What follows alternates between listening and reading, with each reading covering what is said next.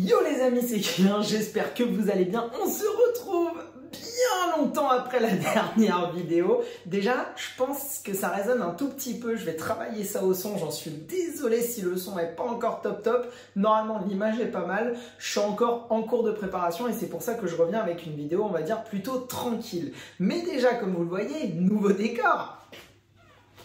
Oui, j'ai fait mon nouveau décor, j'ai tout fait bien, j'ai tout préparé. Pourquoi? Parce que j'ai déménagé. Et ce déménagement implique que j'ai pu me faire ma salle. Pour les vidéos, pour les lives, abonnez-vous à Pelliculte sur Twitch et YouTube. Surtout, tout est dans la barre de description. Et je me suis également créé un compte Instagram si vous voulez un peu plus d'avis, surtout sur les films hors ceux qui sortent au cinéma. Donc les films que je découvre ou redécouvre quotidiennement. Je fais des petites critiques rapidement à l'écrit. Donc pareil, allez voir ça dans la description. Et surtout, n'hésitez pas à vous abonner pour mon retour si cette vidéo vous a plu et pour les prochaines. Et donc, comme vous le voyez au titre et comme je vais vous le dire tout de suite, je vais vous faire une petite vidéo en fait où là je vais aller très rapidement sur mon avis sur les films sortis durant l'été à peu près, puisque ça fait maintenant 4 mois que j'ai pas fait de vidéo. J'avais envie de revenir et de vous faire une sorte de gros gloobie-boulga, vous donner rapidement mon avis sur les grosses sorties, les films qui pour moi sont des échecs, en tout cas ceux qui ne m'ont pas plu. Ensuite les films on va dire un peu bof, donc ça va être surtout les gros blockbusters qui m'ont pas beaucoup fait d'effet. Et ensuite, je vais terminer avec moi, mes 3 coups de cœur, 3 films que j'ai beaucoup aimés cet été, même si évidemment, j'ai vu durant l'été à peu près 15-20 films. Et pour tout le reste, que ce soit ces 15-20 films que je ne vais pas citer dans cette vidéo, également pour avoir des avis un petit peu plus détaillés sur les différents films que je vais vous donner là rapidement, et bah tout simplement, il va falloir attendre ma vidéo top et flop et bilan de l'année qui arrivera d'ici 4-5 mois à la fin de l'année, lorsque je vous ferai un gros retour sur tout ce que j'ai vu, sur mes 10 films préférés, les 10 films que je n'ai pas aimés cette année, mes conseils, mes pépites et tutti quanti. Et donc on va pouvoir commencer maintenant. Les 2 premiers échecs, pour moi, je vais les mettre ensemble, même si c'est pas du tout pour la même raison. Le premier, c'est En eau très trouble, ou The Meg 2 en version originale, avec toujours Jason Statham dans le rôle titre. Là où le premier film était pour moi un très bon divertissement, il y avait à la fois le budget, l'histoire qui était simple sans être simpliste, elle fonctionnait, les péripéties s'enchaînaient bien, et le gigantesque avec cette créature fonctionnait aussi très bien. Ce En eau très trouble, ou The Meg 2, est pour moi un total échec. Il y a des scènes où au montage, au cut, d'une scène à l'autre, surtout sur la scène finale, les personnages sont téléportés, des objets sont téléportés, ça n'a aucun lien et sens scénaristique entre les deux parce que c'est fait avec le cul. Et pareil sur l'histoire qui est ultra forcée, qui n'a aucune logique. Là où le premier était au moins divertissant, celui-là pour moi a été un vrai calvaire au cinéma. Et le second film qui là est surtout ma plus grosse déception de l'été, c'est Vision, le nouveau film de Yann Tozglan, si je ne me trompe pas sur son nom de famille, en tout cas le réalisateur de Boîte Noire qui était sorti en 2021 avec Pierre Ninet dans le rôle titre. Et donc là, il vient avec Mathieu Kassovitz et Diane Kruger dans un nouveau thriller un petit peu particulier où une femme interprétée justement par Diane Kruger a des troubles, des visions, d'événements qui ont peut-être pu se passer ou qui se sont pas passés, on comprend pas trop. Et pour moi, ce film se casse complètement la gueule parce que si au premier visionnage, c'est une certaine forme de réussite, le thriller fonctionne, on y croit jusqu'au bout et le retournement fonctionne entre guillemets. Lorsqu'on se pose 2-3 minutes et qu'on réfléchit aux actes qu'on a vus tout au long du film, principalement le comportement du personnage de Mathieu Kassovitz n'ont aucun sens. Il n'y a aucune raison, et là je rentre un petit peu dans le spoil, je vous le dis, qu'il soit à la fois aussi mystérieux, voire même parfois un petit peu méchant et donc qui passerait presque pour l'antagoniste de cette histoire, quand on voit le dénouement de son personnage et qu'on sait qu'au final, c'est pas du tout le cas. Donc voilà, ce film pour moi est ma déception de cet été cinéma. Dans les films OSEF, je vais vous parler surtout de gros blockbusters, j'en ai 3. Le premier c'est Élémentaire, le nouveau Disney Pixar. Il m'a fait ni chaud ni froid, je trouvais que c'était une redite, que ce soit dans les propos qui parlent entre guillemets d'immigration et de classe sociale. C'est un film qui m'a pas fait effet. Je trouve que le sujet était pas forcément très bien abordé, j'aurais voulu qu'il aille vers d'autres endroits. Cette histoire avec l'accident qui a eu lieu, etc. Je pensais que ça allait partir sur une enquête, peut-être en mode Zootopia. Ça n'a même pas été le cas, c'est juste un événement complètement aléatoire où les personnages sont touchés par ça, un petit peu sorti nulle part. Enfin voilà, c'était un film pas mauvais, mais loin d'être un bon Pixar, juste complètement OSEF. Le second film comme ça, qui est peut-être à la limite de la déception, mais c'est pas le cas, c'est le nouveau Indiana Jones.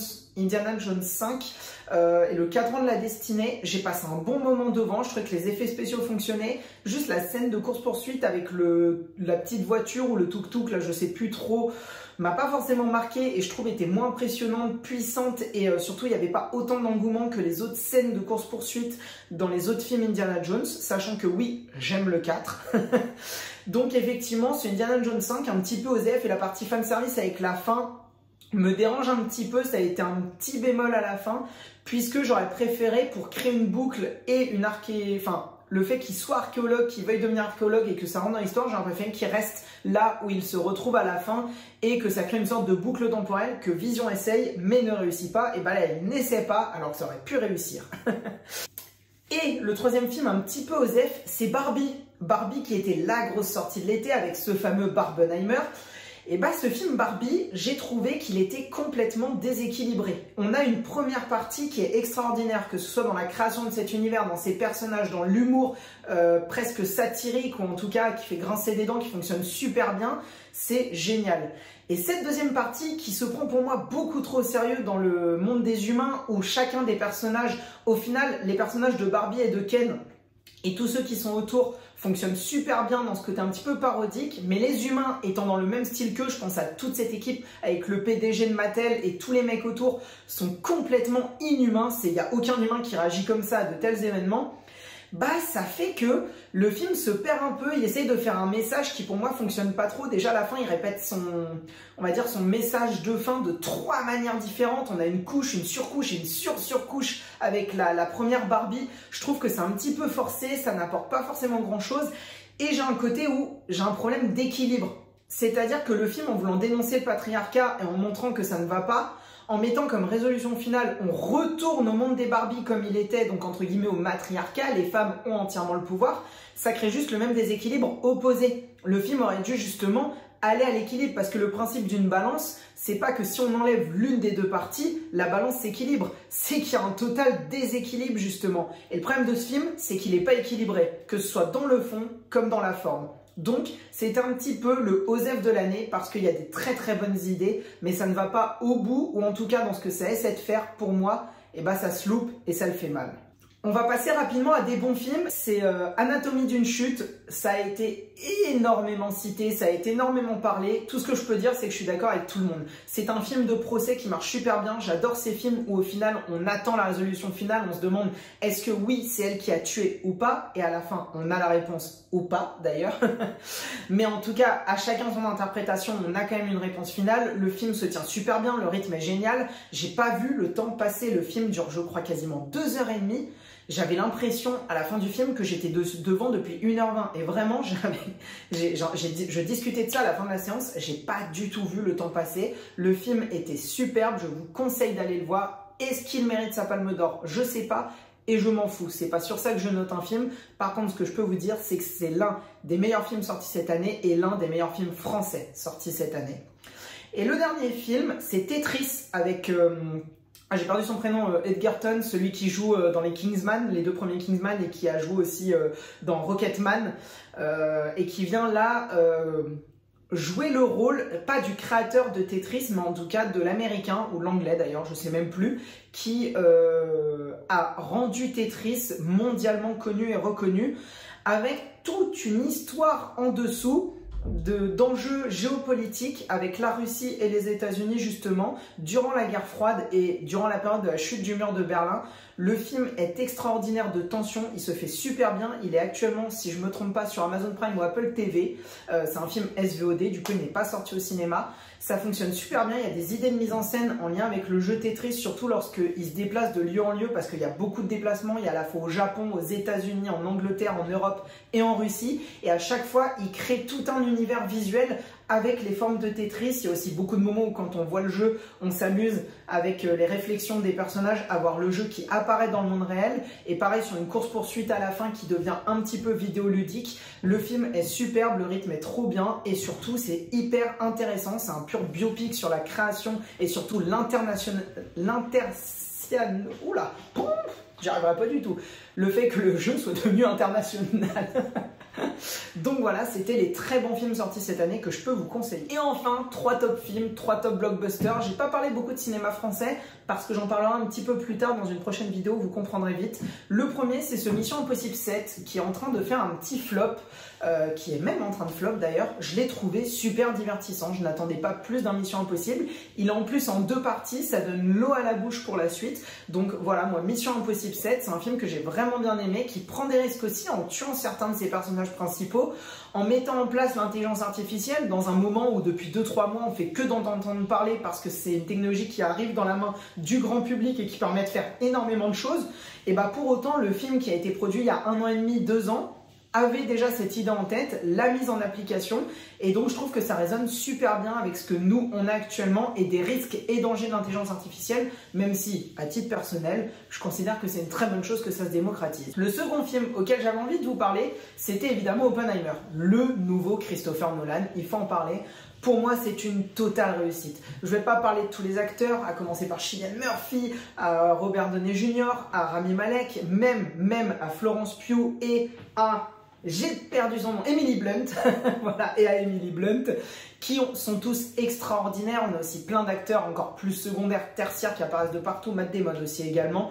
Le film est génial dans son rythme, dans sa construction, où on a des moments où on voit le passé, avec l'origine du personnage d'Oppenheimer, en tout cas sa jeunesse. On a le projet Manhattan, le fameux moment où il met en place cette bombe et où elle est testée durant la Seconde Guerre mondiale, puis malheureusement mise en application, et les conséquences de tous ces événements. Et le fait que ces 3 timelines se rejoignent, on a des réponses à des questions qui sont entamées dans d'autres timelines. Christopher Nolan est un génie pour gérer ça. Je sais que c'est un réalisateur, je ne sais pas pourquoi, qui fait polémique, comme quoi c'est nul quand on aime le cinéma d'aimer Christopher Nolan. Non, c'est un très bon réalisateur qui a les budgets pour faire des très bons films, et Oppenheimer ne déroge pas à la règle. C'est encore un excellent film de Christopher Nolan, et sincèrement, je vous conseille d'aller le voir ou d'aller le revoir, et j'ai très hâte, moi, de pouvoir le revisionner. Et enfin, le dernier film de cette courte mais intense vidéo, j'espère d'ailleurs qu'elle vous plaît, et n'hésitez pas, je vous le répète, à mettre un petit pouce bleu, à vous abonner si ce n'est pas déjà fait, et à me dire en commentaire les films que vous avez vus cet été, ce que vous avez pensé de tous les films que je viens de vous dire là, et surtout de me dire